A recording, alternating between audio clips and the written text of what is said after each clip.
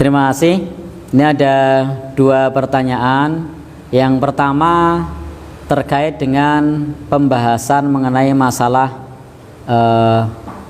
salaf, atau tadi penanya menyebutkan apa tadi? Wahabi.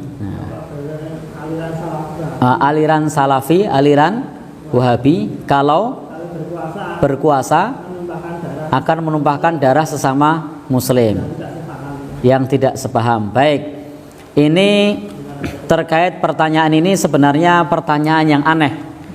Kenapa pertanyaan yang aneh?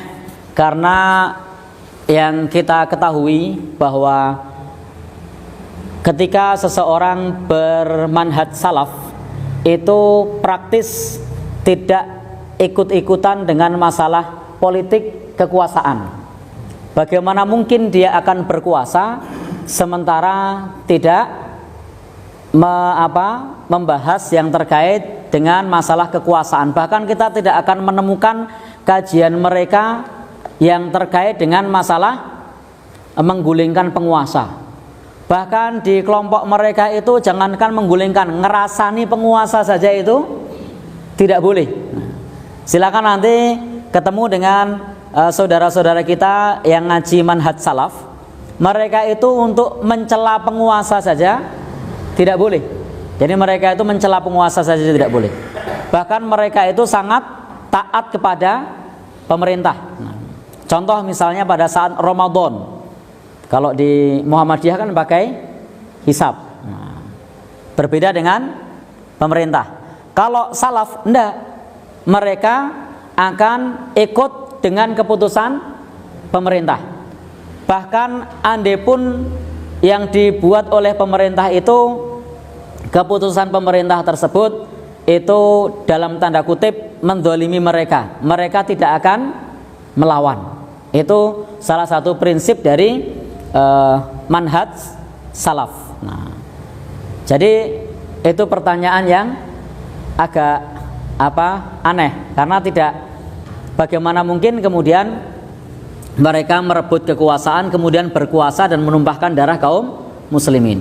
Karena konsep dalam salaf itu konsepnya adalah bahwa kebaikan itu bukan dari atas, bukan dari kekuasaan, tetapi dari pribadi masyarakat yang baik nanti akan membentuk pemerintahan yang baik. Jadi dari masyarakat yang baik akan membentuk pemerintah yang baik. Karena kalau masyarakatnya ini tidak baik, dengan cara apapun kita membentuk atau memilih pemimpin, maka karena bibitnya bukan bibit yang baik, maka hasilnya tidak baik. Saya kasih contoh. Bapak Ibu pernah makan kacang? Pernah ya? Kalau kacangnya itu semuanya isi 3, mau dimakan dengan cara merem, dapatnya isi 3. Dengan cara terbuka, dapatnya isi 3. Diambil pakai tangan kanan, dapatnya isi 3. Diambil pakai tangan kiri, makanya tetap tangan kanan, dapatnya tetap isi 3. Karena semua bibitnya kacangnya baik. Tapi kalau kemudian kacang ini kopong-kopong, gombong-gombong, mau dilihat dengan merem, diambil dengan merem, kopong, melek, kopong, tangan kanan, kopong, tangan kiri, kopong. Konsep dalam manhaj salaf itu adalah kalau semua rakyat baik, maka pemimpin yang tampil adalah orang yang baik. Kalau semua rakyat amanah, maka pemimpin yang tampil adalah amanah. Tapi kalau rakyat ini adalah rakyat yang sudah terbiasa korup, biasa bikin nota palsu, biasa bikin LPJ fiktif, biasa bikin saksi palsu, biasa rapel tanda tangan, nanti kalau berkuasa ya kurang lebih sama. Jadi konsepnya adalah membentuk masyarakat yang mereka semua adalah orang-orang yang baik.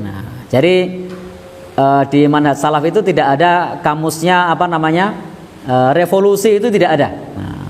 Nanti silahkan baca salah satu buku pedoman yang biasa dipakai, misalnya kitab Ushulus Sunnah yang dipakai oleh Imam Ahmad rahimahullahu, yang ditulis oleh Imam Ahmad rahimahullahu taala. Di situ tidak boleh bagi kita untuk memerangi penguasa yang yang sah. Nah, kalau kemudian Bapak dan saudara yang berbahagia yang dirahmati oleh Allah Subhanahu wa taala, terkait mengenai masalah Wahabi, saya tidak paham apa yang dimaksud dengan Wahabi. Nah, jadi silahkan nanti teman-teman, bapak-bapak dan saudara yang berbahagia yang dirahmati oleh Allah Subhanahu wa taala, karena Wahabi ini lebih kepada stigma, bahkan hampir-hampir nyaris tidak kita temukan organisasi yang namanya Wahabi. Kalau misalnya ada, itu terdaftar di Kementerian Hukum dan HAM kapan, berdiri tahun berapa, nah, itu tidak ada.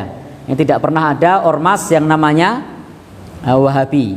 Di negeri kita tidak terdaftar, di negeri lain juga tidak terdaftar. Nah, jadi tidak ngerti apa yang dimaksud dengan Wahabi. Babat TV Sunnah, belajar agama